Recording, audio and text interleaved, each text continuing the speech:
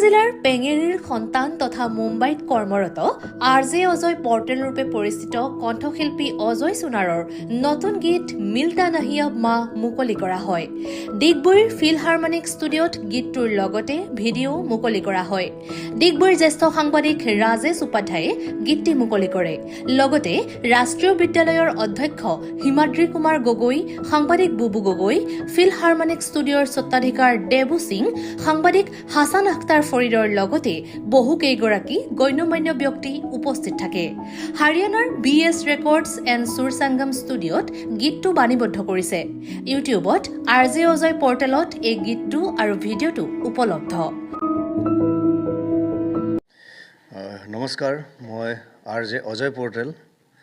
আজি মই গানটো ৰিলিজ কৰিছোঁ 16 জানুৱাৰী তাৰিখে আজি।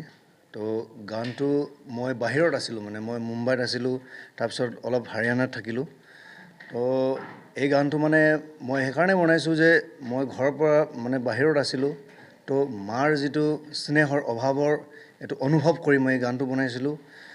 তো মানে মোৰ যি বন্ধুসকল আছিলে মানে তেখেতে কৈছিলে যে মাৰ গানটো মানে নচলিব।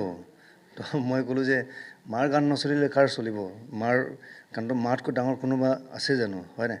তো সেইকাৰণে মই মাৰ গানটো মই বনালোঁ। তো সকলোৱে আশীৰ্বাদ কৰিব, সকলোৱে মানে আঁকোৱালি ল'ব এই গানটো, মৰম কৰিব, কাৰণ চবৰ মা আছে, হয় নাই? কেৱল মোৰ মাৰ গান বুলি নহয়, এইটো চবৰ লগত মেটচ হয় এই গানটো। আৰু যিসকল বাহিৰত থাকে তেখেতকতো আৰু এই গানটো বহুত মানে তেখেতে অনুভৱ কৰিব পাৰিব, ভালকৈ ৰিলেট কৰিব পাৰিব। তো আমি এনেকুৱা ধৰণৰ গানটো ছাপোৰ্ট কৰিব লাগে। মাৰ ওপৰত, দেউতাৰ ওপৰত যিটো সামাজিক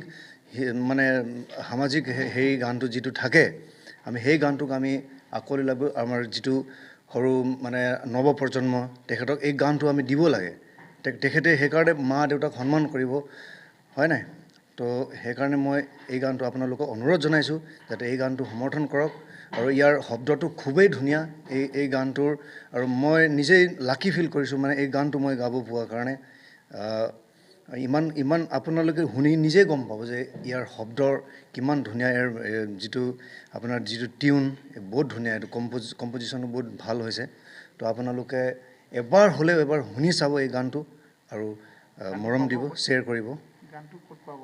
এইটো গানটো আপুনি আৰ.জে. অজয় পৰ্টেল এইটো ইউটিউব চেনেলত পাব আপুনি, আৰু আপুনি ভিজিট কৰি চাব। ধন্যবাদ। এই গানটো মই হাৰিয়ানাত ৰেকৰ্ড কৰিছোঁ এই গানটো, আৰু যিটো ভিডিঅ' শ্বুট হৈছিলে এইটো মুম্বাইত শ্বুটিং হৈছে। তো ৰেকৰ্ড কৰিবলৈতো আৰু খৰচাটো বেছি লাগিব ন, তো সেইকাৰণে মানে মই হাৰিয়ানাত কৰিলোঁ। মই গানটো শিকিছিলোঁ সৰুৰ পৰা নহয়, মই প্ৰথমত গানটো গাইছিলোঁ, কিন্তু গানৰ অ আ ক খটো মই এইটো ফিলহাৰমনিক ইনষ্টিটিউট দেবুদা এখেতৰ পৰা মই গানটো শিকিলোঁ। আৰু এখেতে ইমান সহজ সৰলভাৱে গানটো শিকালে মোক, মানে বুজি পাবৰ কাৰণে একো অসুবিধা নহয়। মানে এতিয়া বাহিৰতো মই মুম্বাইত শিকিলোঁ, তো মানে বেলেগে যিটো শিকায় মানে এই বস্তুটো বহুত মানে টান লাগে মানে। তো এখেতে মানে ইমান সহজ সৰলভাৱে শিকাইছে, তো এখেতক মই আন্তৰিক ধন্যবাদ জ্ঞাপন কৰিছোঁ। আৰু এখেতে মোক উৎসাহ দিছিলে যে তুমি গাব পাৰিবা, তোমাৰ মাতটো ধুনীয়া, তুমি শিকা বুলি এখেতে মোক উদ্দীপনা দিছিলে। এখেতক মই আন্তৰিক ধন্যবাদ জ্ঞাপন কৰিছোঁ।